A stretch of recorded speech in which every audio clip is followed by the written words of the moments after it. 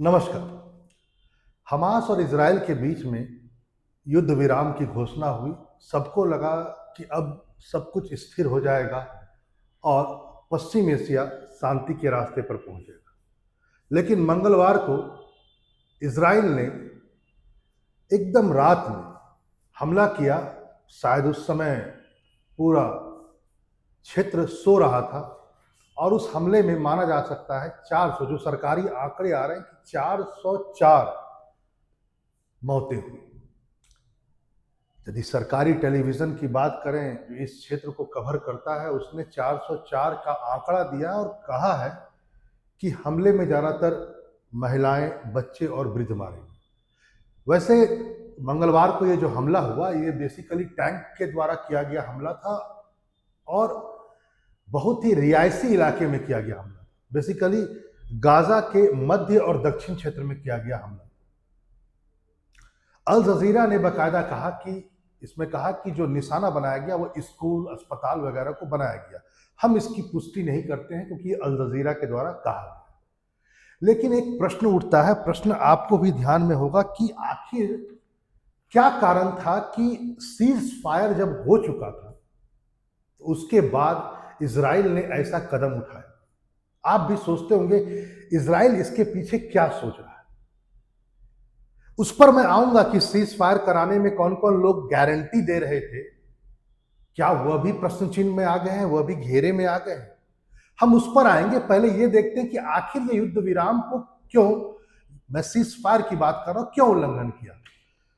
सबसे बड़ी बात है हमास खुद अपने बातों पर अडिग नहीं रहा। अभी भी हमास के कब्जे में 59 इजरायली व्यक्ति हैं, ज्यूइश व्यक्ति बंधक, और इजराइल ने इसको सबसे बड़ा ढाल बनाया उस पर अटैक करने के लिए। यदि हमास इस बात को समझ पाता तो शायद इस ढंग का नरसंहार नहीं हो। कहीं ऐसा तो नहीं हमास ने उसको बंधक बना करके पूरे पैलेस्टाइन लोगों को सामूहिक रूप से दंड दिलवाने का प्रयास कर रहा है। एक बहुत ही गलत बात, इसको सोचना होगा। दूसरा एक महत्वपूर्ण बात क्या है, इसको भी जरा देखिए। इजराइल के अनुसार इजराइल जो बात कह रहा है वह यह है कि शायद हमास, हमें इस बात की सूचना मिली थी कि हमास जो है वह दोबारा हथियार को ले रहा है, इस्तेमाल कर रहा है, या कहीं से वह जुगाड़ कर रहा है। यदि मैं सिंपल सा बात कहूं, यह उसको सूचना मिली थी। आप कहेंगे कि यूएस जब यह सीजफायर का उल्लंघन करके 400 लोगों को, और अभी तक जारी है, रात को जो शुरू हुआ अभी भी जारी है। बीबीसी बाकायदा इस बात को कहा है कि यह अभी भी जारी है। यूएस क्या कहता है इस पर आप जान लीजिए। आपको आश्चर्य नहीं होना चाहिए क्योंकि इजराइल के साथ यूएस हमेशा खड़ा है। व्हाइट हाउस ने बाकायदा कहा कि इस घटना से पहले, सीजफायर को तोड़ने से पहले, बाकायदा इजराइल ने उससे परामर्श लिया। देखिए ये ट्रंप का काल है, आप समझ सकते हैं। यहां पर इस बात को आप समझ लीजिए, सीजफायर के समय में ही यह बात कह दी गई थी कि यदि सीजफायर का उल्लंघन हमास की ओर से होता है तो इजराइल कुछ भी करने को तैयार है, वो वैध होगा, गारंटी दी गई थी। आप बोलेंगे हमास ने तो तोड़ा नहीं। सर तोड़ा है, अभी तक उसने 59 कैदियों को नहीं रिहा किया है। सीजफायर में यह बात था। हमास क्या कहता है, हमास सुनिए। हमास का यह आरोप है कि बेसिकली इजराइल ने सीज फायर का उल्लंघन किया और इसे अटैक न मान करके नरसंहार माना जाए। दूसरा पॉइंट, हमास का यह आरोप है कि इजराइल सीज फायर के सेकेंड फेज में नहीं जाना चाहता। वो चाहता है कि मामला खत्म करके निपट लिया जाए, क्योंकि यदि सीज फायर के सेकेंड चरण में जाएंगे तो उसको अटैक नहीं करना था। सीज फायर जब हुआ था तो उसमें बाकायदा कहा गया था कि सीज फायर सेकेंड फेज में कब जाएगा। तो ये कहता है, हमास का कहना है कि सीज फायर के सेकेंड चरण में यदि वो जाते, सेकेंड फेज में यदि इजराइल जाता तो वो अटैक नहीं करता। बेसिकली इजराइल जाना ही नहीं चाहता है सीज फायर के सेकेंड फेज में। वह चाहता है पूरा का पूरा गाजा स्ट्रिप को समाप्त कर दिया जाए, खत्म कर दिया जाए, फिलिस्तीनी नागरिकों से मुक्त कर दिया। वैसे भी ट्रंप ने बाकायदा यह कहा भी है कि बहुत अच्छा होगा कि अरब देश फिलिस्तीन के जितने भी नागरिक गाजा में बैठे हुए हैं उसे ले लें। सबने विरोध तो किया है, लेकिन अमेरिका का विरोध कितना हो पाएगा अरब कंट्रियों को देखना होगा।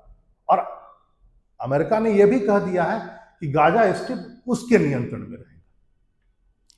यहां पर एक प्रश्न यह भी उठता है कि जो सीज फायर के समय जो मध्यस्थ थे वो भी आज कटघरे में, क्योंकि हमास ने भी सीज फायर के पूरे बात को तो माना नहीं, सारे कैदियों को रिहा नहीं किया, और इजराइल ने जिस ढंग से एग्रेसिव मोड होकर के अटैक किया वह भी एक प्रकार का उल्लंघन है।